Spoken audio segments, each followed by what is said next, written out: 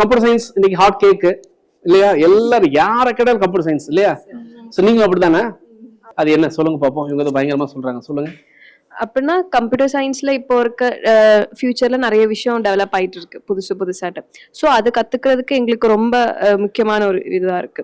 இப்போ நிறைய கோர்சஸ் வந்து ரிலேட்டடா கம்ப்யூட்டர் சயின்ஸ்ல இருக்குது. சொல்லணும்னா நிறைய ப்ரோக்ராமிங் லாங்குவேஜஸ், அப்புறம் web developing, cyber security, data structures. So இது கத்துக்கிறதுனால எங்களோட ஸ்கில்ஸ் பர்சனலாக டெவலப் ஆகும். ஸோ நாங்கள் ஒரு சாஃப்ட்வேர் கம்பெனியில் பிளேஸ் ஆகுறதுக்கு எங்களுக்கு ரொம்ப யூஸ்ஃபுல்லா இருக்கு. ஸோ அதனால கம்ப்யூட்டர் இன்ஜினியரிங் இஸ் பெஸ்ட் அப்படின்னு சொல்லி நீங்க சொல்றீங்க. நாங்க சொல்லுவோம். ஓகே ஓகே, நல்லா டால்றீங்க. நான் வந்து எலக்ட்ரிக்கல் இன்ஜினியரிங் தான் பெஸ்ட்னு சொல்லுவேன். பட் எனிவே இவங்க என்ன சொல்றாங்க பாப்போம்.